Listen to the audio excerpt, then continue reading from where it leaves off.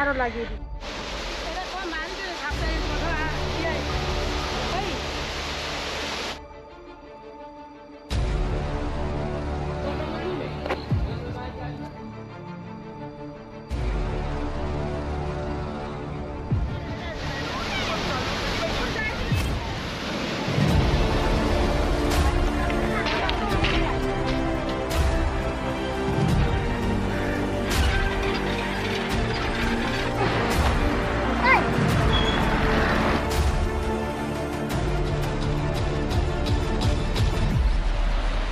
Double lane শেষ হয়ে গেল, এবার সিঙ্গেল সরু রাস্তা। কেন পাবে না এই পাশে প্রতি গাড়ি পাবে।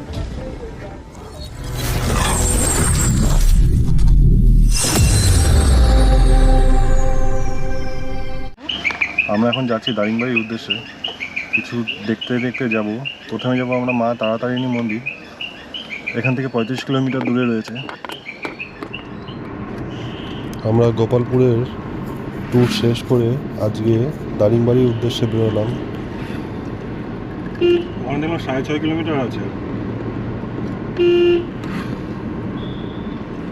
আমরা গোপালপুর পর্যন্ত কীভাবে আসলাম সেই লিঙ্ক ডেসক্রিপশনে দেওয়া আছে, ওখান থেকে দেখে নিতে পারো।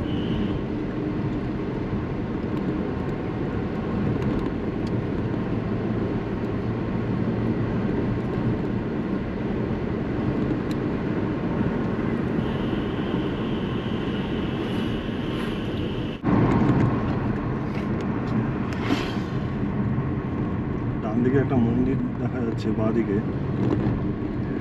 এটাই সম্ভবত তারাতারিণী মন্দির হবে। আমরা তারাতারিণী মন্দিরের কাছে এসে পৌঁছালাম। এখান থেকে রোপওয়ে করে ওই উপরে পাহাড়ে উঠতে হবে। আমরা এখন তারাতারিণী মন্দিরে যাচ্ছি, রোপওয়ে ধরবো। এই রাস্তা দিয়েই তারাতারিণী মন্দিরে যাওয়ার পথ।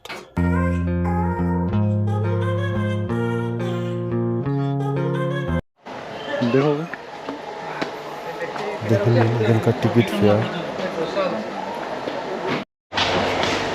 আসা যাওয়ার ফেয়ার 53, আর 110 সেমির নিচে বাচ্চা থাকলে তার কোনো টিকিট লাগবে না।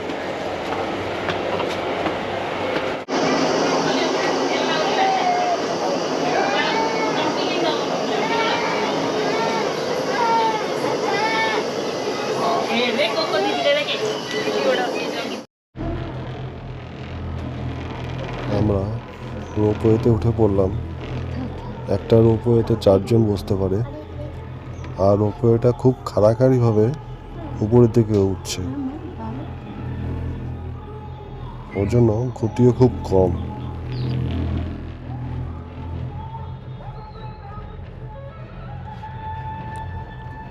ওই যে পোস্টারটা দেখা যাচ্ছে ওটা হচ্ছে মিডিল পয়েন্ট। ওই নিচ থেকে আমরা উপরের দিকে উঠছি। অবশেষে আমরা পৌঁছালাম তারাতারিণী মন্দিরের গেটের সামনে। আমরা এখন আছি মা তারাতারিণী টেম্পলে। এখানে কাজ হচ্ছে প্রচুর। বাইরেটা পুরো কুয়াশায় দেখা যাচ্ছে না, শহরটা পুরো।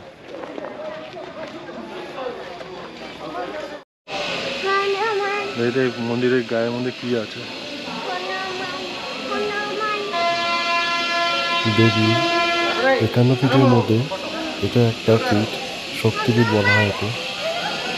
এই মন্দির নানা রকম পৌরাণিক কাহিনী অনুসারে মূর্তি বানানো রয়েছে। ওই ঋষিকল্যা নদী ওখান দিয়ে যাচ্ছে, ঋষিকল্যা নদী সমুদ্রে গিয়ে মিশছে। কুয়াশার জন্য কিছু দেখা যাচ্ছে না।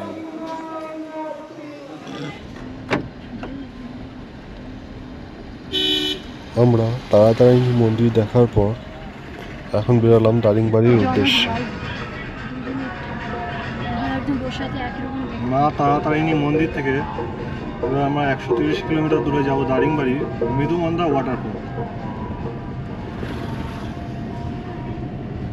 আমরা প্রথমে দারিংবাড়িতে হোটেলে লাগেজটা রেখে তারপরে ওখান থেকে খাওয়া দাওয়া করে আমরা যাব মৃদুমন্দা ওয়াটারফল দেখতে। আমাদের হোটেল বুকিং রয়েছে দ্য স্নো ক্রিকে। এখনো পর্যন্ত রাস্তা খুব সুন্দর রয়েছে। এখানে প্রচুর গরু আর ছাগলের চাষ হয়।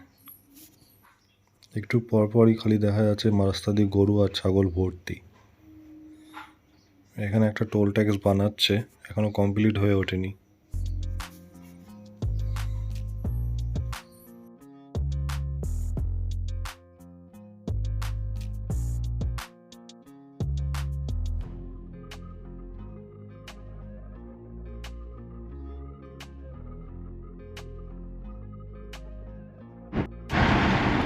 সব পিছনে গাড়িটা পার পিছনে গাড়ি দেখা কেন?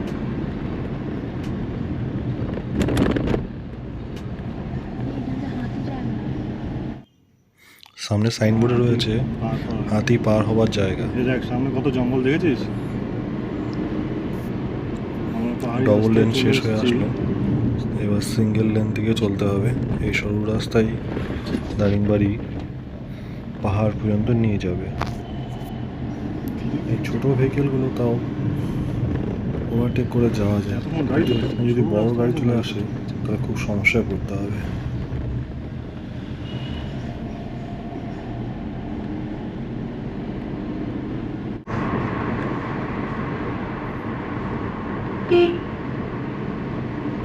ভিত রাস্তা চলে আবার নিচে।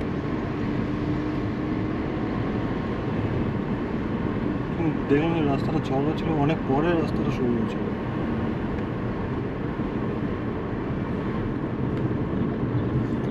সামনেই রয়েছে পাহাড়, কিন্তু পাহাড়গুলো ইয়ে নেই, জঙ্গল ফঙ্গল নেই। পিছনের পাহাড়ে মানে জঙ্গল আছে।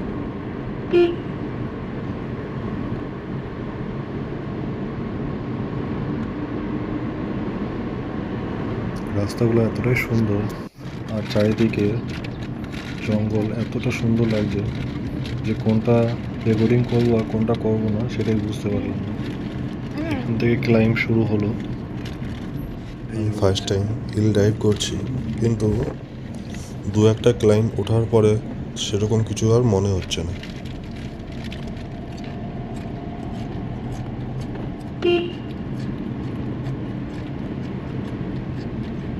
সাইকেল নিয়ে হেঁটে হেঁটে যাবে, আসে না?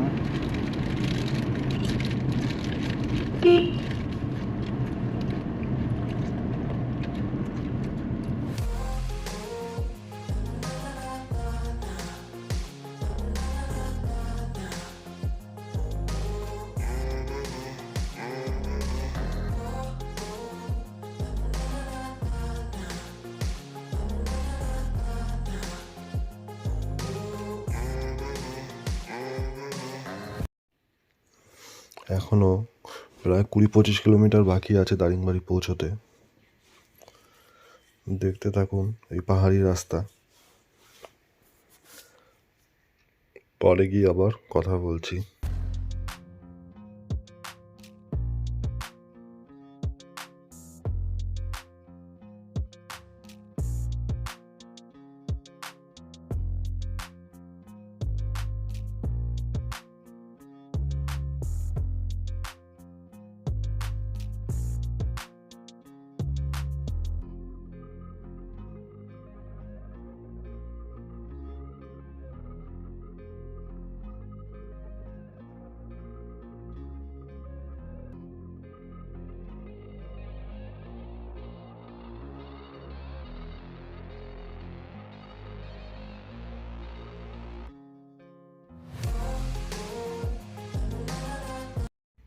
আমরা প্রায় অনেকটা উপরেই উঠে এসেছি।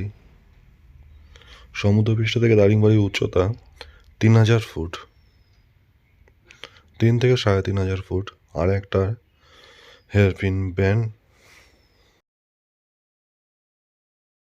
অনেকে বলেন দারিং নামে এক সাহেব এই স্থানে বাড়ি বানিয়েছিল, তাই এর জায়গাটার নাম তার নাম অনুসারে দারিংবাড়ি।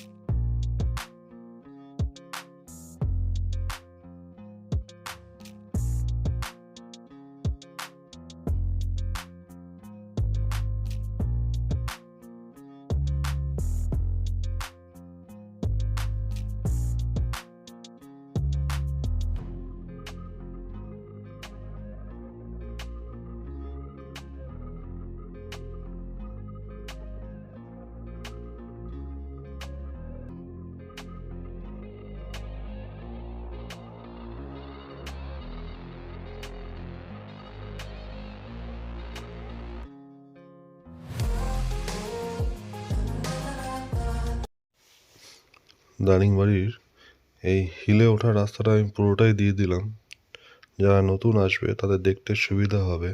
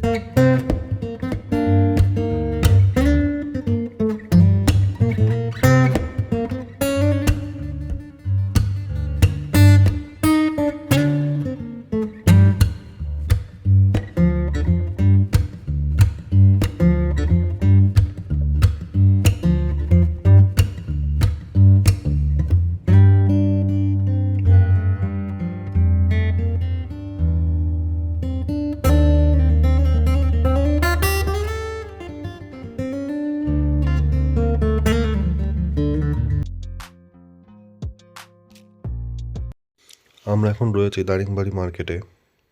এটা দারিংবাড়ি বাজার। আর 5 মিনিট পরেই আমাদের হোটেল দ্য স্নো ক্রিক। সামনে যে মোড়টা আছে ওখান থেকে ডান দিকে চলে যেতে হবে। এই হোটেলটি অনলাইনে বুক করা যায় না, তাই আমি হোটেলের নম্বর ডেসক্রিপশনে দিয়ে দেবো। আমাদের হোটেল রুম ভাড়া নিয়েছিল পার ডে 1250 টাকা per head with lunch, dinner and আমরা ব্রেকফাস্ট। আছি এখন দারিংবাড়ি হোটেল দ্য স্নো ক্রিক। গাড়ি রাখা আছে।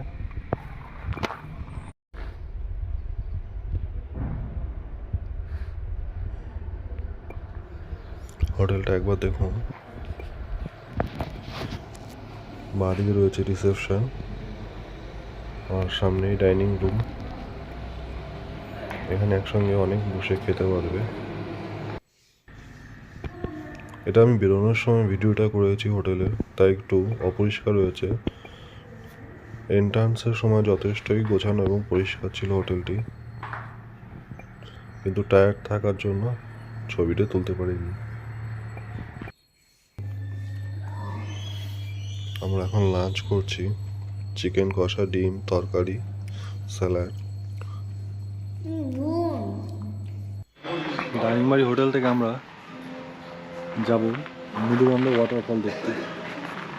রাস্তার কাজ হচ্ছে। বাবা কি বিপত্ত করতে কিছুই তো নেই কি আমার আসতে থাকছে না। বাবা আমি জামা পরবো রোদে লাগবে। দাঁড়া আগে দেখছিস তো এখানে কেমন কোনো রাস্তা। রাস্তাটা হয়নি। ও বাবা পাগল উপর বাবা এই যা মৃদুবন্ধ ওয়াটারফলের রাস্তাটা খুবই খাড়াখাড়িভাবে রয়েছে, আর একদমই রাস্তা নেই বললেই চলে। এখানে একটা কোনো গাড়ি এসে গেলে ফেসে যেতে হবে।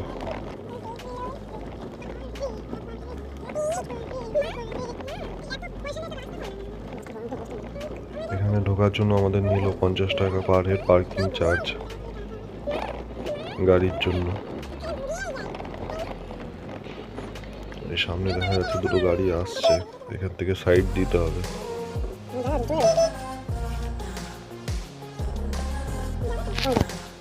ওই গাড়িগুলো পেরিয়ে যাক, তারপরে আমরা যাব।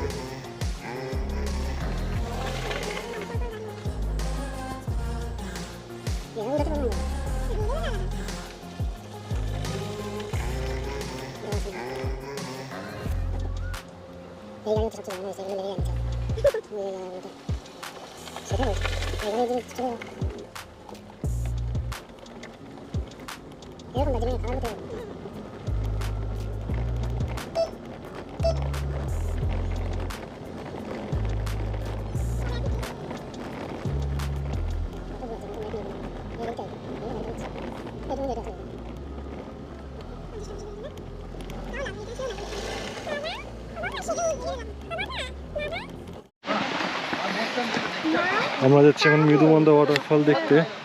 এখান থেকে জলের আওয়াজ শোনা যাচ্ছে। 200 সিঁড়ি নেমে যেতে হবে নিচে। আছে আরো সামনে, ওই যে ওখানে সিঁড়ি আছে। ঠান্ডা লাগে না? এই পাশ থেকে গেছে সরু নদীর মতন জল পড়ছে, এই জলগুলোই আওয়াজ পাওয়া যাচ্ছে।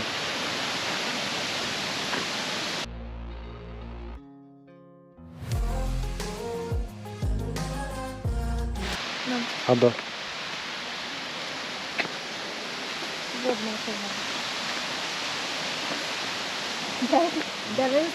ওখানে রয়েছে সিঁড়ি, আমরা আসছি শর্টকাট থেকে। বাবা এরকম মানতে ঝাপটাই কথা কি হয় ওই কি আলু সেটা বলে কম আমি তো আসিনি কি হয় ঝাপটাই ওই কথা যখন আসিনি তো ঠিক হয়।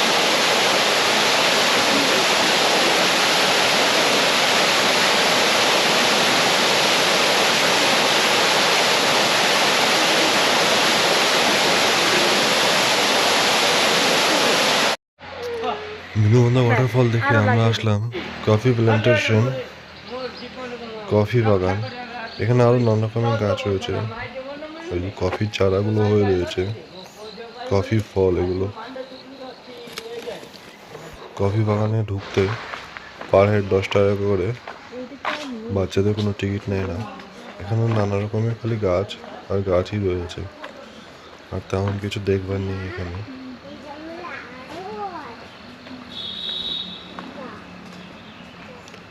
প্রায় বিকেল হতে চললো, আমরা এরপরে যাব সানসেট দেখতে, সানসেট ভিউ পয়েন্টে। সারি সারি রয়েছে কফি গাছ, পাইন গাছ, আরো নানা রকমের গাছ।